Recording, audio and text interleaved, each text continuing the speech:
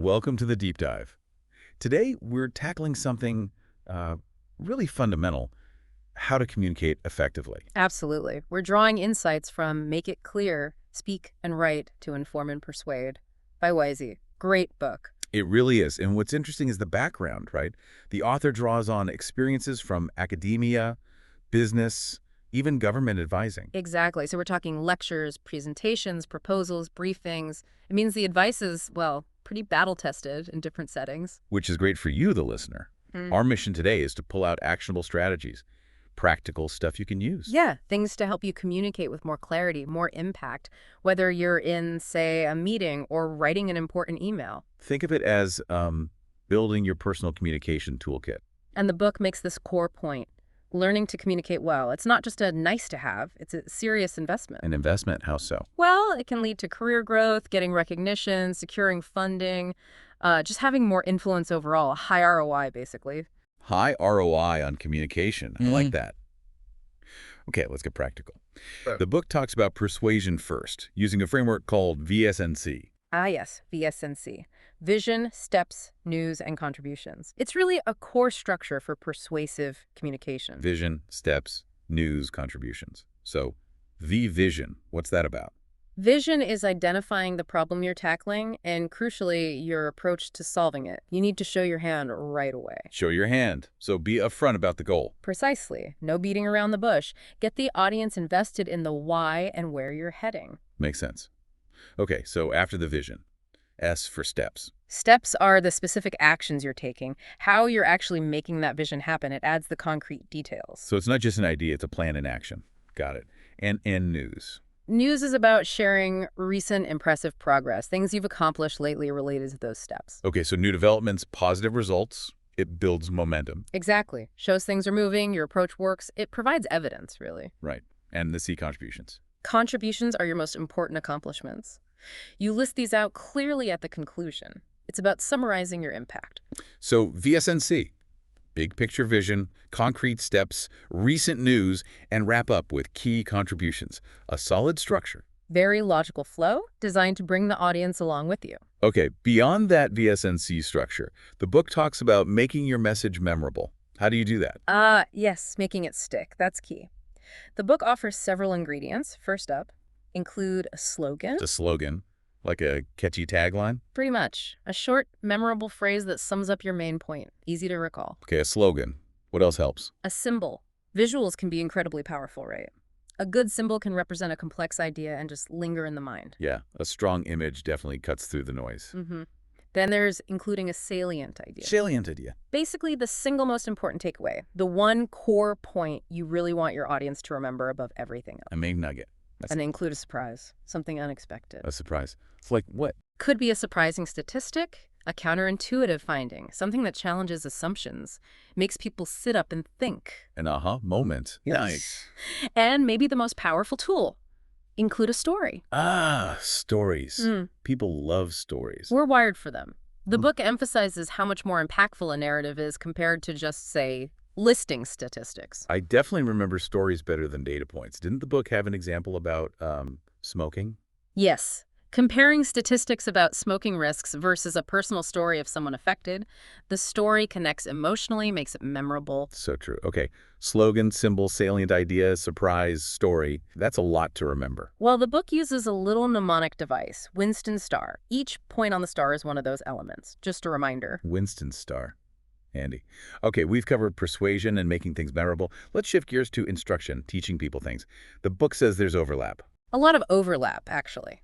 Whether you're persuading or instructing, the core principles of clear communication, understanding your audience, structuring things logically, they still apply. Makes sense. But for instruction specifically, what's the most important first step? Start with an empowerment promise. Empowerment promise. What's that? You tell your audience up front what they'll be able to do or what they'll want to do after they engage with your material. Ah, so what's in it for me question. You answer that right away. Exactly. Sets expectations, motivates them. Now, for organizing ideas, whether for persuasion or instruction, the book introduces this interesting concept, broken glass outlines. Broken glass outline sounds Messy. It's actually really flexible. Think of it like a mind map, not a rigid, formal outline. More visual. So less hierarchical. Right. You have your central idea, and related points kind of radiate outwards, like shards of glass. It's good for seeing connections. And you can use this for both VSNC and instruction. Yep. For instruction, you might map out your empowerment promise, the stories you'll use, how you'll deliver on the promise. It's also great for brainstorming, just getting ideas down, clustering, mind mapping, that sort of thing. So maybe ditch the Roman numerals sometimes and try the broken glass. Okay, what about preparing to instruct? Any key strategies? Well, first, attend to the broadly applicable essentials. Know your audience, define learning objectives clearly, make sure your material is accurate, well-supported, the basics. The fundamentals, got it. But also, and this is interesting, be ready for awkward moments. Awkward moments, like technical difficulties. Sometimes, but also maybe unexpected comments from the audience, potentially offensive remarks, things like that. Ah, right, that can happen. So the book suggests thinking through responses beforehand, even considering what it calls the nuclear option, knowing when you might need to ask someone to leave or even remove yourself. Good to have a plan for uncomfortable situations. What about general lecture prep? Sounds like it takes time. Oh, definitely. The author mentions averaging about 20 hours for a new lecture. 20 hours? Well, Yeah. It involves working out all the details, especially if there's math or complex stuff. Drawing things out helps. Making that outline, broken glass or otherwise, and rehearsing. rehearsing is key. Especially for lectures. The book even suggests using rehearsal boards, like whiteboards, to practice content and timing. Like storyboarding the lecture visually. That seems smart. Okay, let's talk delivery. Even with videos everywhere, live lectures are still popular. Why? It taps into something fundamentally human, doesn't it? We're social creatures. That live interaction, the shared energy.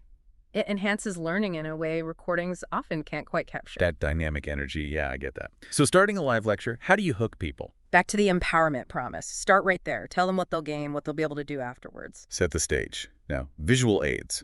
The book prefers boards, blackboards, whiteboards over slides for teaching. Yes, that's a key distinction it makes. Boards are for teaching ideas, developing concepts in real time with the audience.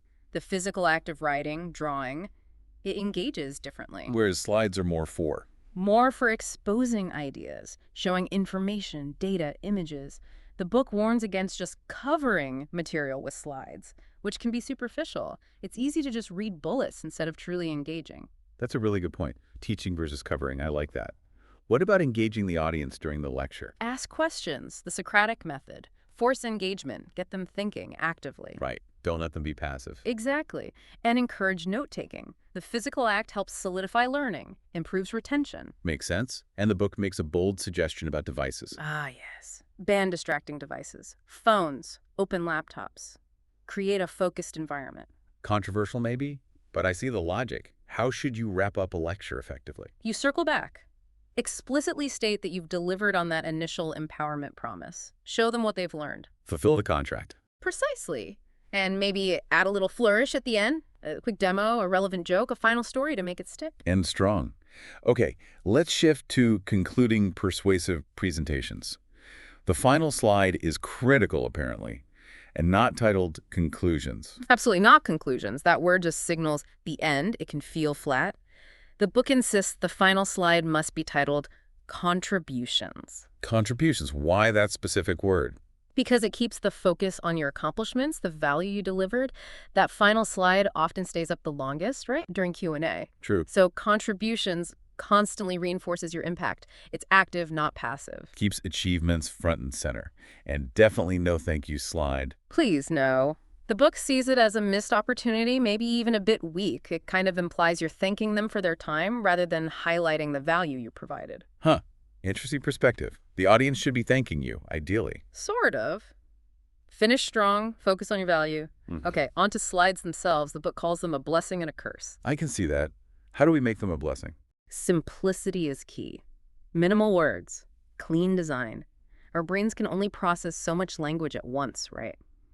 Reading dense slides while listening doesn't work. Right, cognitive overload. What's this look-ahead problem it mentions? Designing slides so the audience can grasp the main point quickly, even before you start talking about it, gives them context. So the slide supports you, it doesn't replace you. What about bullet points? Use them sparingly. Overuse makes them lose impact, looks cluttered.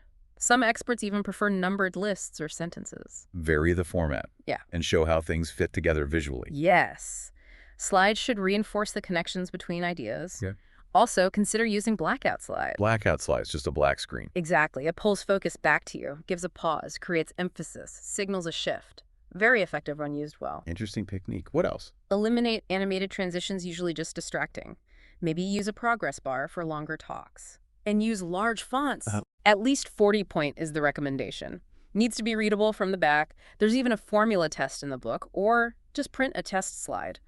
Prioritize legibility. No squinting. Good advice. And include pictures of people involved. Adds life, makes it more relatable. Nice touch. How many slides are about right? Guideline is roughly 1-3 minutes per slide, depending on density, so maybe around 20 slides for a 30-minute talk. It varies, of course. A rough guide. What are rabbit holes on slides? Optional deep dives, like a hyperlink or a little note pointing to more info.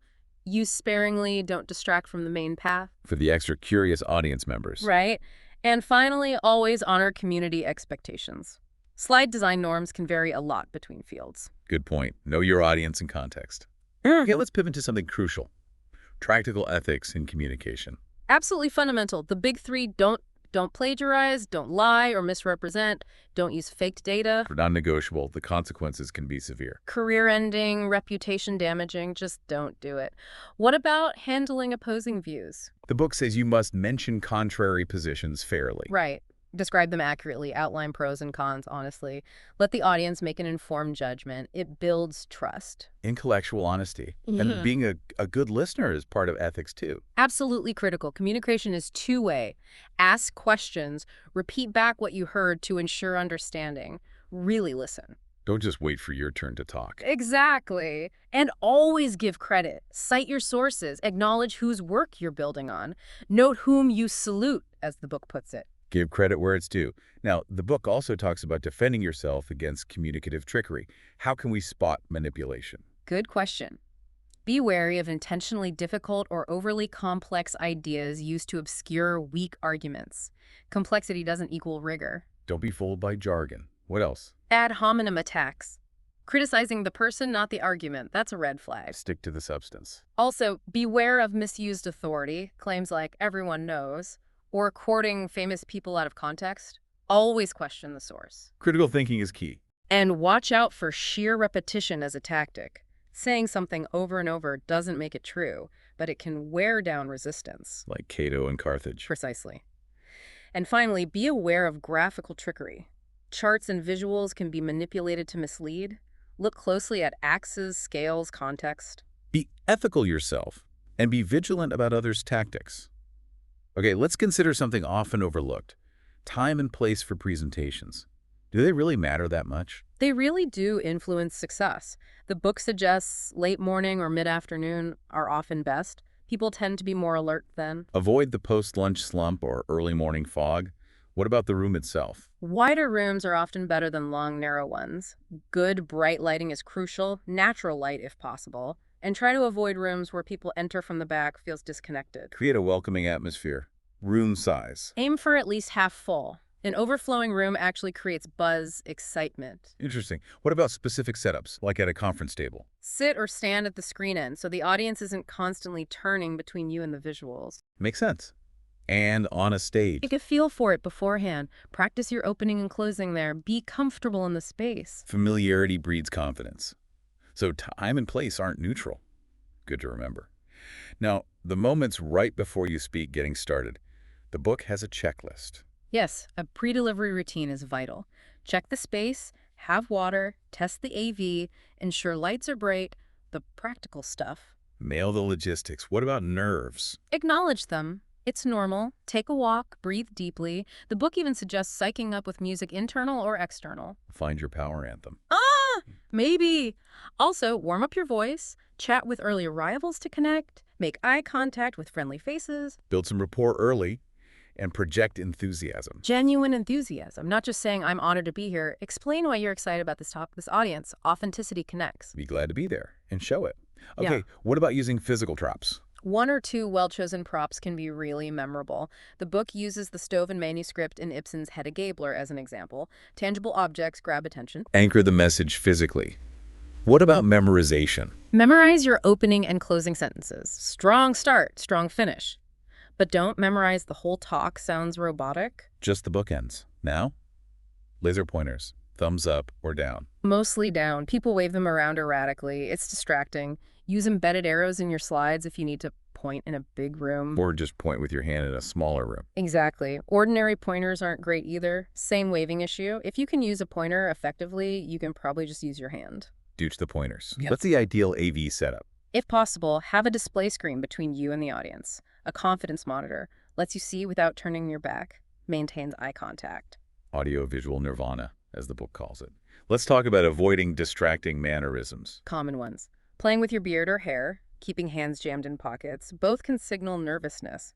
Be aware of them. Self-awareness is key. Eye contact. We mentioned friendly faces. Use the W pattern. Scan across the room, left, center, right, center, left, making brief contact with different sections or people, engages the whole audience. Spread the connection. Oh. Okay, pulling it all together, how to stop or conclude a general presentation well. Choreograph that opening and closing. Know them cold. Divide your talk into numbered parts for clarity. Structure helps. Avoid being trapped behind a lectern. Use a remote. Move around a bit. But remember, don't look at your slides constantly. Look at the audience. Focus on the people. Try to get that display between you and them. Tape down loose wires, safety first. Wear comfortable, appropriate clothes. Practical stuff matters. What about verbal habits? Eliminate filler words, the ums and ahs. Avoid up-talking, rising pitch on statements. And absolutely finish on time. Respect the schedule. Stick to one or two central themes. Don't try to cover everything. Never ever demean yourself or apologize unnecessarily. Project confidence. What about Q&A? Always repeat audience questions so everyone hears. Have standard maneuvers ready for questions you can't answer right away. Let's discuss after. It's a hard problem, etc. Prepared responses. Be ready for hostile questions or even no questions at all. Learn from watching great speakers analyze what they do well and compose stirring lines for big ideas. Alliteration helps. They can become slogans. Craft those memorable moments. Okay, let's circle back quickly to preparing to instruct, digging a bit deeper. Right. It's about reflection. What are the learning outcomes? What's the empowerment promise? What questions will engage? What are the powerful core ideas? Really thinking through the teaching goals and the time commitment. Significant. Remember the 20 hours average? Demonstrations add even more time. You have to work out the details, math, drawings, everything. Create that broken glass outline and rehearse, rehearse, rehearse. Using those rehearsal boards can really help nail content and timing. Definitely helps solidify it without relying on notes during delivery. Okay, and a few more tips for delivering that lecture. Remember, boards are for teaching. Slides are for exposing. Use them appropriately. Write clearly on boards, block capitals work well. Legibility matters. Maintain respect, banning distracting devices helps. Be inclusive in your language and examples. Encourage engagement, actively call on people, use polls, group work, even encourage argument respectfully. Keep it dynamic. And the conclusion. Reiterate, you've delivered on the promise. Then add that memorable element, demo, joke, story. End on a high note. Got it. Now let's switch entirely to the written word. How to write so people actually understand you. The book mentions heuristics readers use. Yeah, mental shortcuts. Illustrations and captions are big ones. Readers often scan those first to get the gist and decide if they want to read more. Visual entry points. What about lists and writing? Use them strategically to highlight key things, alternatives, steps, commitments, summaries, contributions, but sparingly, like in slides. Overuse dilutes impact. Use lists with purpose. How should you structure written work? Persuasively, often mirroring VSNC. Abstract covers VSNC briefly. Intro expands on vision and steps with news background. And the conclusion, titled Contributions. There's that word again, contribution. Absolutely. Capture key ideas and illustrations with self-explanatory captions.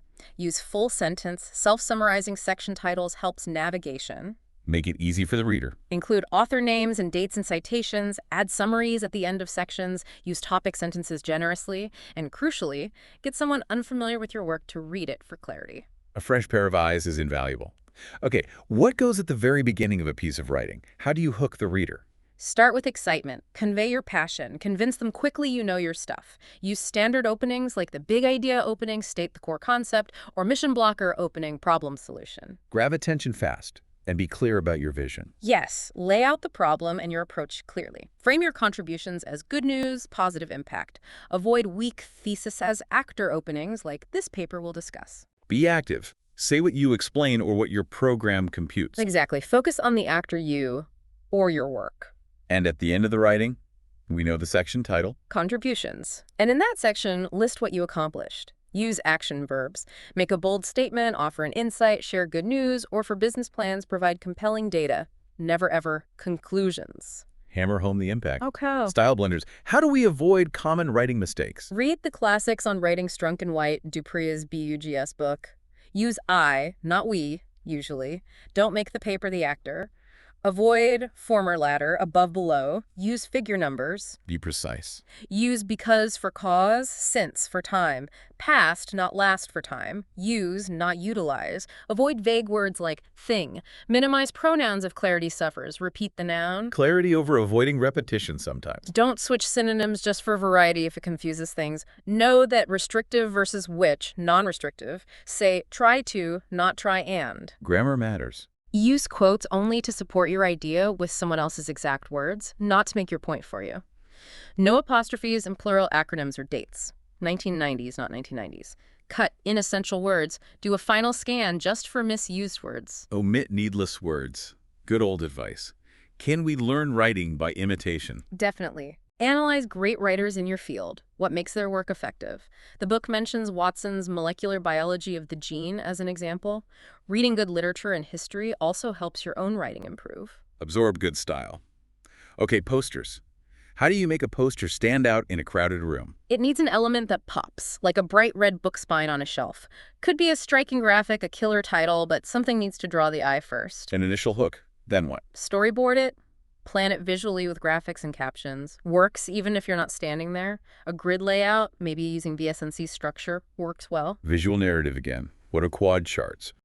Super concise summaries. Like a poster on one slide. 4 quadrants.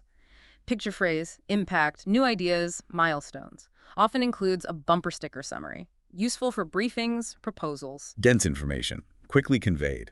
Let's talk elevator pitches. More than just for elevators. Way more. Have one ready for everything you do. Helps you articulate your work simply, concisely, anytime.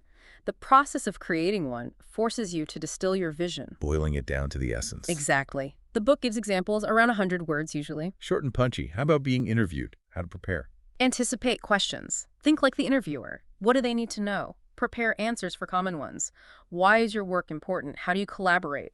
Why this place? Put yourself in their shoes. Yeah. And prepare questions to ask. Yes. Shows engagement. They've done your homework. Also, know those standard maneuvers for tough questions. Let's discuss later, reframing, etc. Maybe even ask for key questions in advance if it feels appropriate. Be prepared, be engaged. What about writing a press release? Structure it so it can be cut from the bottom up. Most important info at the very top. Headline needs to be exciting, active verb, but ethical, no hype. Inverted pyramid structure. Right. First paragraph should cover the 5 W's. Who, what, when, where, why. Identify and include the VSNC elements. Add meaningful quotes for perspective. Get the facts out. Frame the story.